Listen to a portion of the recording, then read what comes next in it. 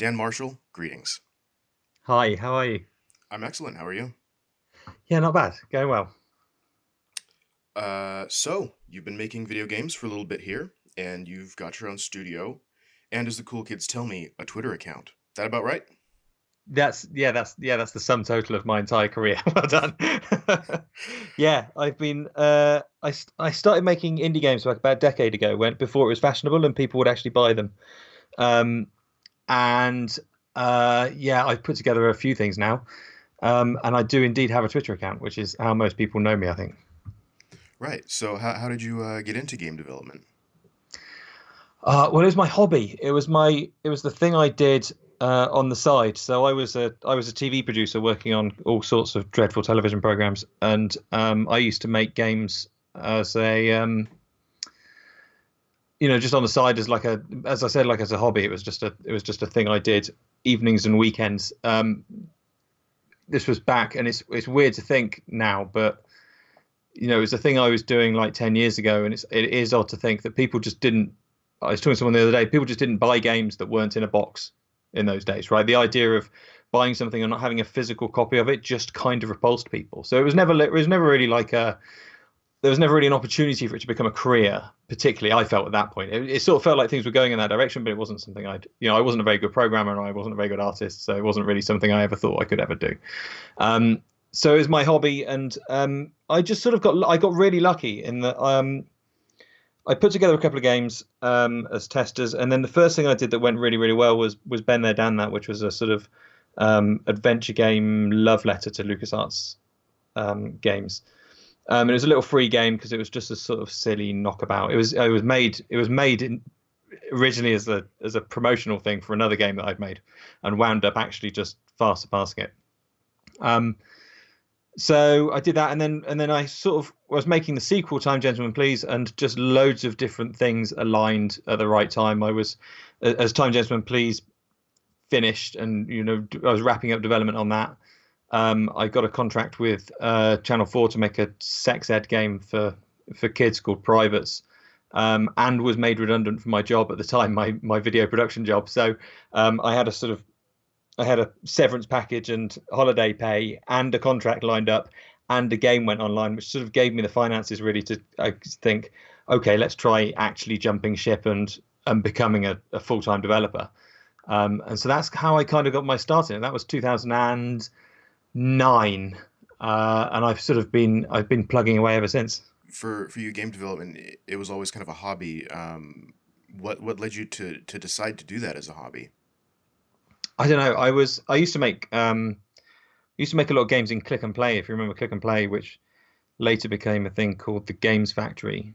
When I was growing up, I always kind of had a fascination. I was like most people. I loved video games, but there's some people who just sort of love video games so much they kind of want to get involved in actually making them. And I was that kid. I was always a kid that was sketching out Sonic levels on graph paper and coming up with stuff, coming up with my own ideas for games, and never really having the technical prowess to actually put them together until I sort of left university and got a job and decided there was a point where I decided, okay, these old click and play games I used to really really love putting them together and I used to really love making them, but obviously there's a certain technical limitation on anything you make that's kind of like that you then need to go, if I'm going to make something properly I need to learn how to code and how to program properly. And I spent 2 years with books like C++ for dummies and C++ for idiots and C++ for morons, desperately trying to understand how game code hung together and desperately trying to make something that was actually coded rather than made in software. Um, and so yeah, that was basically how I that's how I um, got the bug. Really was making games, and I took that. There was one day where I just sort of took that leap and decided, oh, I'm gonna have to learn how to program, and I'm very glad I did. So your latest game, Behold the Kickmen, how did that one come about? Well, Kickmen was a big stupid joke that was never really supposed to go very far. In that I'd been working on something for quite a long time, and it was getting a bit bogged down as projects do. It was just getting a little bit big for its boots, and the end was nowhere in sight. and every day was sort of becoming a bit of a struggle as I fought against some of my own bad code and all that sort of stuff. And I just decided I need to take a break, and I would do a little game jam. I'd make something small and stupid. And one of the guys from Vambeer put this game together called Tennis, with too many N's in, I think it is, which I keep on seeing gifs of and just thinking, oh, that's a really cute little sports puzzly sort of looking game. That looks really cool. And I just watched the trailer for Super Arcade Football and thought, wouldn't it be funny if I made a football game, given that I hate football and I've got no interest in it whatsoever, or soccer, as football or soccer, depending on where you're from. So I thought, I know, I'll just mess around and just put together something a little bit more akin to Super Hexagon in scope, right? It was going to be that sort of Twitch puzzly, funky sort of thing where you play it for sort of a minute and then that's that game over. That was the idea. It was a guy kicking a ball against the wall, and I put some gifs up on Twitter, and it just immediately did so much better than anything I've ever put on Twitter before. You know, it was I put some stupid little graphics of a guy running around kicking a ball up and down, and the traction I got from it was amazing. It was, you know, people were sharing it and retweeting it and talking about it and discussing it, and you know, the turning point, I think, was when it got featured on the front page of Twitter, when Twitter were doing their Moments thing. I don't know if they still do Moments, but what was called Moments. And the BBC emailed me and picked it up and wanted to put a video together, and various different places. And I was just messing around. I was just sort of doing a game jam. You know, I was like, okay, this is going to take a week at most out of my time. And there's one thing when game development, certainly in the marketing of video games, is that it's like getting traction for anything is like getting blood from a stone. So if you stick a GIF on Twitter, normally you have to beg and plead for retweets. You know, if you talk about your game, you have to go to outlets, you have to go to Kotaku, you have to go to the press and say, please cover this, please cover this. And the thing about Kickmen was I wasn't lifting a finger. People were talking about it on their own. People were sharing stuff. Outlets were coming to me. So I was like, okay, I guess I'd better make this into a proper game, rather than I better make it into the thing that people expect it's going to be, rather than the sort of silly knockabout kick a ball against a wall simulator that I'd had this idea for. Took a decision to turn it into a proper game, and so I got in contact with Mike Cook, who's because as soon as I decided it was going to be a proper game, it was still going to be very, very small in scope, but I was, okay, this is going to have teams playing football against each other. So I set up teams playing football against each other, and my idea was just to have it like a school football game where everyone just chases after the ball and has no sense of space, and that was going to be it. And then I realized that just wasn't fun. That was just like, it was just impossible to play. So I got in contact with Mike Cook, who's an AI researcher who very kindly put together some basic football team AI for me. And from there, it just sort of it rolled and it rolled and it rolled, and it just sort of got kind of bigger and bigger. I'm happy with the scope of Kickmen. It didn't get too out of hand, which as games often do, but started adding like some team stat stuff and some leagues, and it just sort of it rolled and rolled and rolled and until it turned into something a bit fun. With making a smaller game like Kickmen, what do you see as the most important thing to do so that the game feels right or really makes it worthwhile to play?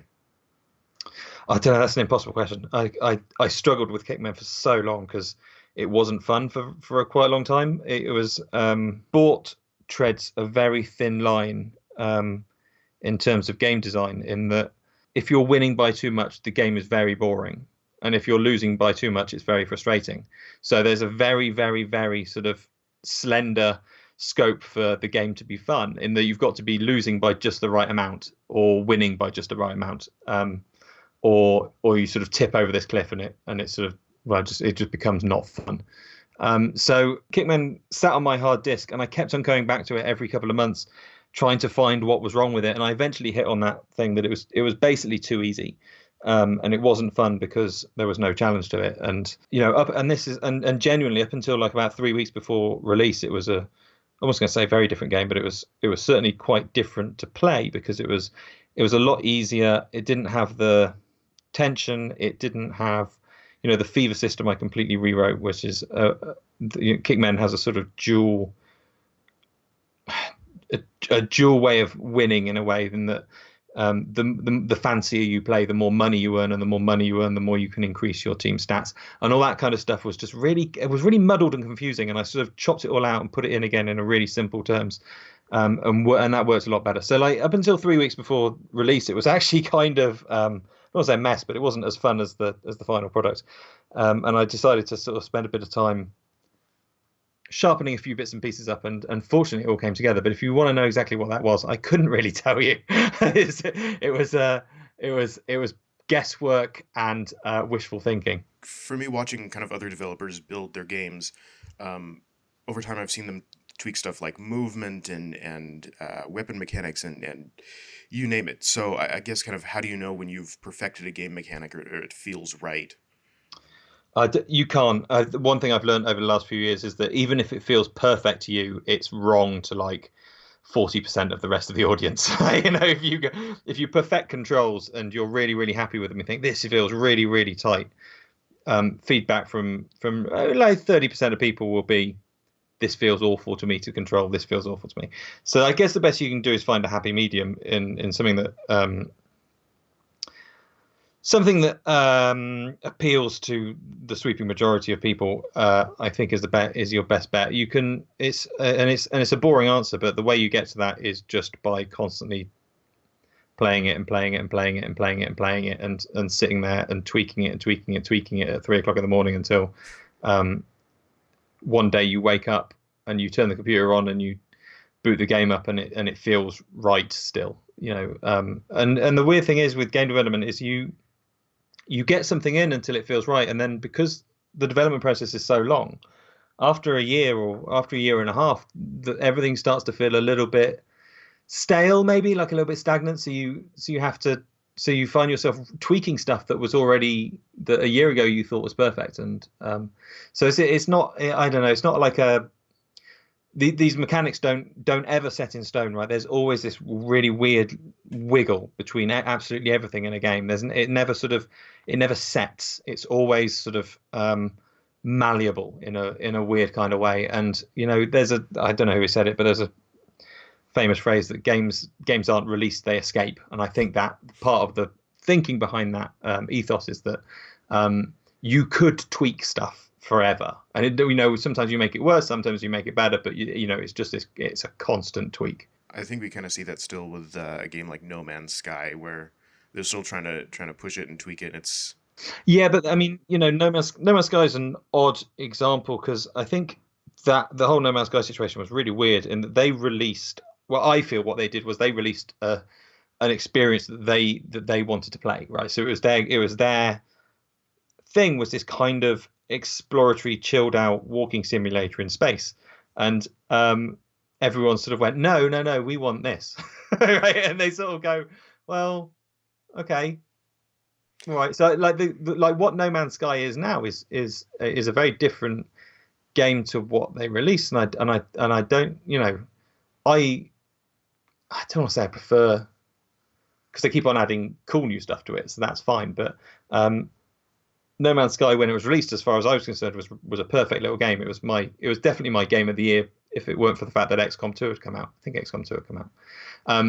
But it was right up there on my game of the year list because it was so different to anything I'd experienced before. I had so many good experiences and good fun with it. But that was the game that they'd made, and tweaking stuff and adding stuff is different to tweaking stuff. Maybe that's the point I'm going to try and get to, is that they're adding things. They're adding they're adding buggies and bases and new planets and stuff. But the tweaking is like they're changing the way the grass looks. They change the biomes and they change the way planets generate and all this sort of stuff that enhances the game in weird little ways. That's kind of what I mean by tweaking. That's kind of what I mean by it being malleable. Do you think it's possible for an indie studio to venture into that realm, or do you think we'll always kind of see that distinction between indie games and the AAA sector? What, in terms of game length? Yeah, or size. I think the thing about what we do as indie devs, not mean to speak for everyone, but there's a thing called scope, right? And scope is a nebulous term that I couldn't even begin to define it. But it's led by so many different things like budget and team size and things like that let's, for want of a better example, taking the Swindle, which was a sort of procedurally generated burglary simulator that I made, is that there are five distinct types of level. It randomly generates new buildings every time, but there's shanty, warehouse, casino, mansions, and banks. It generates bigger and bigger, plusher types of environment, but there's still only like five different types of environment. And it's perfectly feasible that I could have done 30 different types of environment, right? I could have done so many more, and the game would have technically felt longer. I could have added more enemy types and different random generation of levels and all that sort of stuff.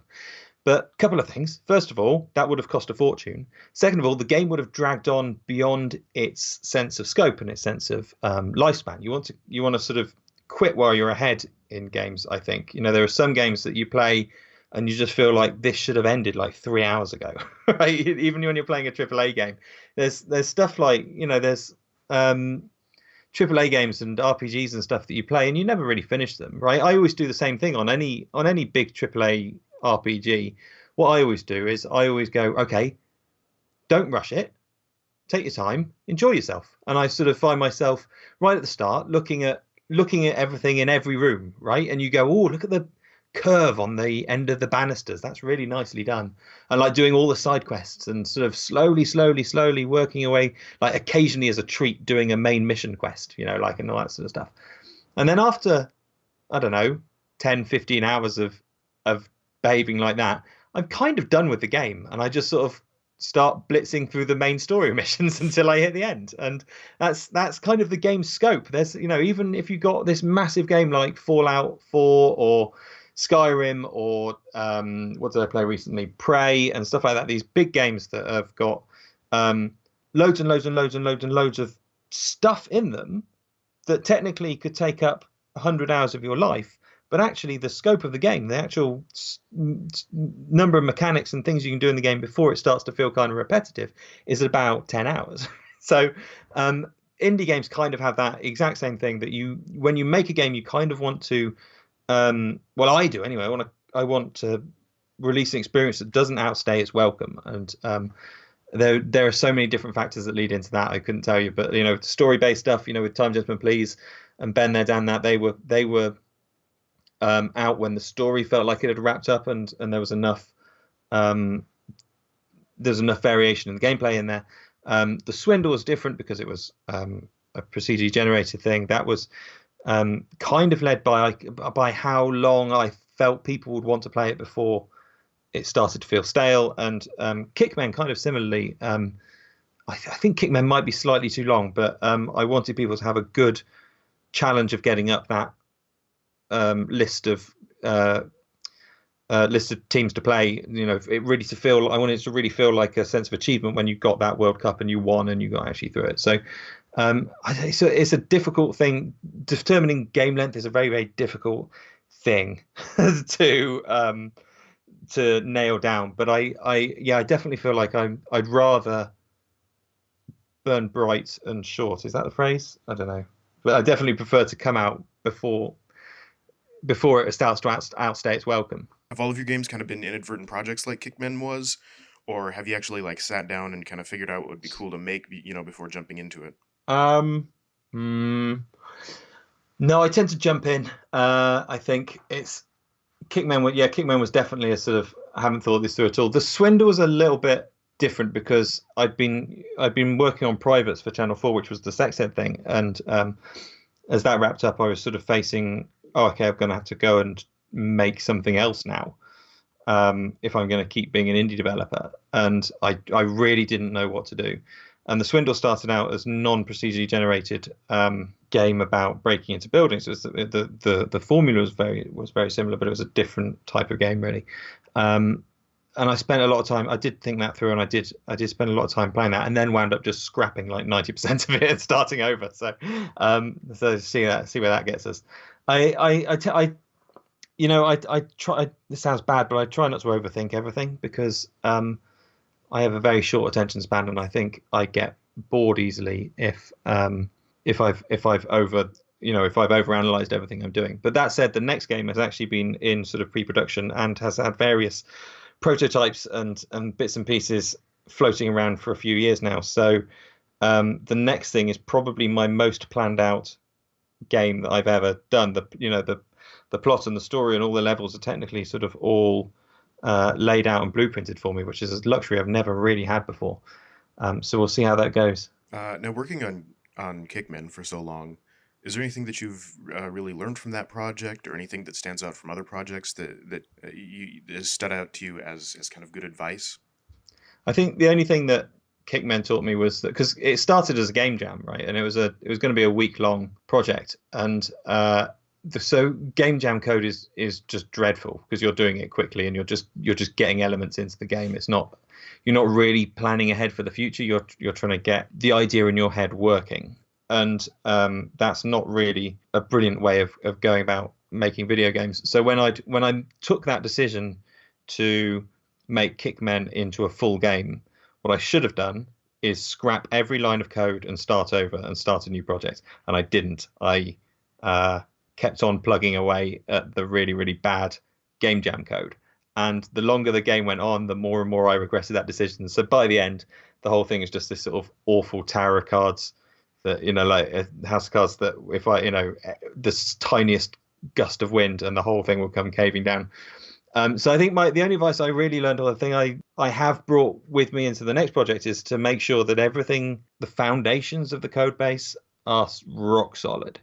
And the way everything's set up right at the start be just beautifully implemented so that you have less and less problems as time goes on. And as a good example, just today I was working on something that is a very simple animation, slotting in a new animation in between a couple of existing ones. And on any other game I've ever made, I think that probably would have been a morning's work. But because I'd spent the time laying solid foundations, it was 10 minutes and it was in and it was done. And I think that's the thing that I've learned from Kickman is don't carry your bad code forwards. If you're taking a game jam into a proper thing, start over and do it properly. You've talked previously about how coming up with a price for making a game is a challenge. How do you end up settling on what you settle on?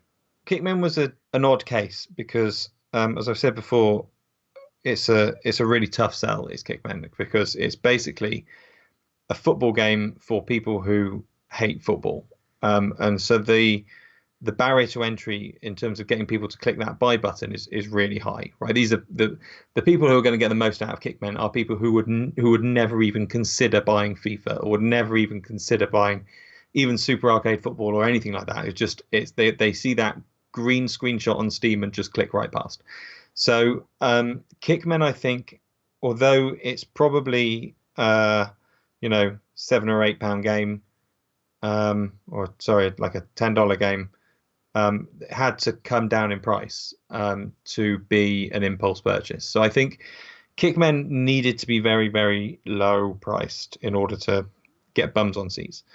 The Swindle was different. I spent several years on it and needed to recoup some costs. And I think it was a high quality product that I was happy to say, I'm a gamer. I know what I'm happy spending money on, right? I didn't think twice about spending 15 quid on Sonic Mania because I knew I was going to enjoy it, and I knew it was brilliant. So I think when you know that a game is designed for you, you're happy to spend up to 15 quid for it. And so I think the Swindle, so 15 quid, what's that? $20 something dollars. Picking that price point is a gut feeling. You can look at all the metrics in the world. There used to be, when we first started making indie games, there used to be a joke on the forums that don't charge anything other than $19.99 because that's how much games cost, right? Whether no matter what you're doing, you charge $19.99, and to a degree that's kind of stuck. That's your upper limit. You can go below that if it's a shorter experience, or if it doesn't quite have that sense of scope. But $20 is your basic price point. And yeah, so it's kind of weird that you have to make these decisions, and you assume that there's all sorts of metrics, and someone's sitting on a spreadsheet with a bar graph on it that targets the perfect price point and all that sort of stuff, but it's not. It's a same as anything. It's just a gut feeling, and that's kind of what it's like a lot of the time being an indie developer. Is you just have to sort of make it up as you go along. What's been your favorite project to work on so far?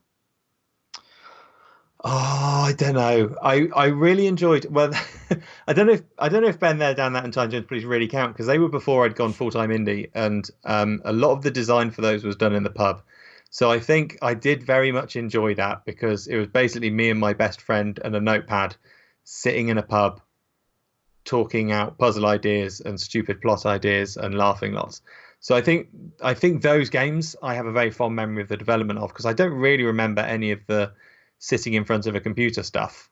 I remember the design and the pubs. I really enjoyed making the swindle. I think that was there was very rarely a bad day on the swindle. It was just a joy to put everything in and to mess around. The swindle was a sort of playground for quite a lot of development, where I would put stuff in and it didn't work, so I'd take it out again and put in new mechanics and go, that works, that's fun, that's cool. Like, I remember the day the teleporter went in, which is just, I thought, I was falling asleep at night one night thinking about the game and thinking how cool it would be to be able to just teleport through to a different room. And I put it in the game and it was in within about an hour, and it was really really fun and cool mechanic. So and didn't break the game too much.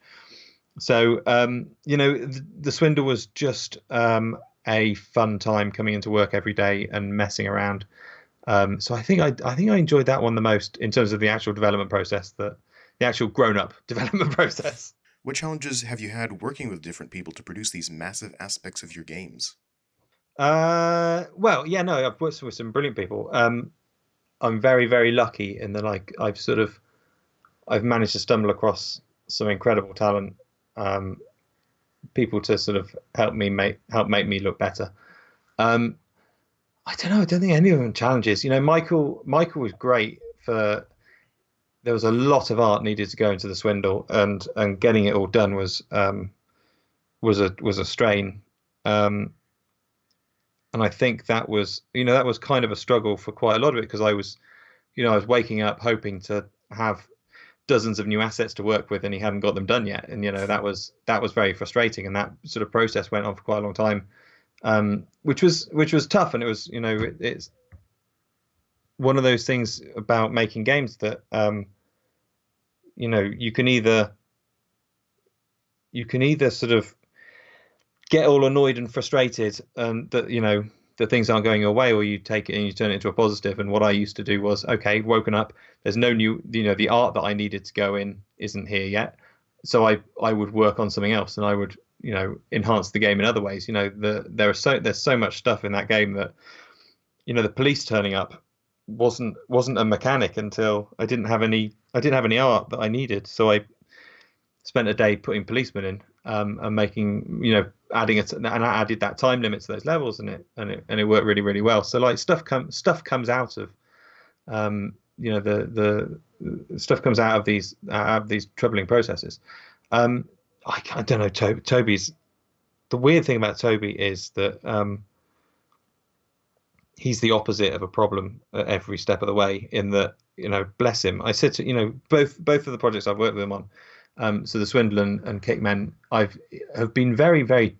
I, I'm not a musically minded person, and I would just say to Toby, for the Swindle, I said I want it to be kind of you're a thief breaking into a building, but I really want to avoid that 1960s spy music that everyone would do for this. And it's set in the 1800s, so I want something but it's a game about hacking and computers. So it basically needs to be like a sort of 80s cyberpunk soundtrack, but with Victorian motifs, and I have no idea. It's just the worst bit of direction anyone has ever given any composer. And like how he came back and went, like, he basically turned around and went, what, like this?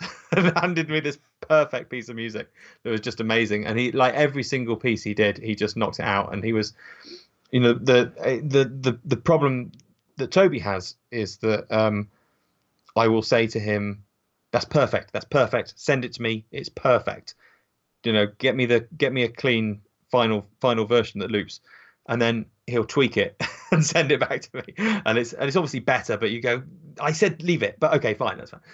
So he is this weird perfectionist who will not let things slide. And Kickman was exactly the same. It was like, okay, I want something. I don't want chiptune music, but I want something that is evocative of that 90s like Speedball, Sensible Soccer era, but is just this really bad like dubstep over pumping music.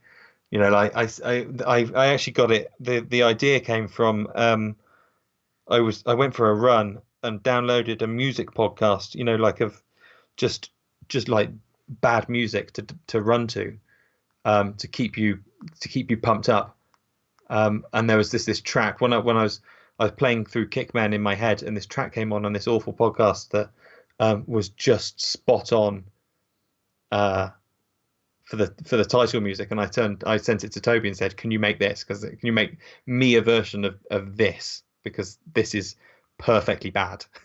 and he managed it. I think that was like, one of the crowning glories of Kickman is that when the title screen kicks in, like, I don't know how he's done it, but that music is funny.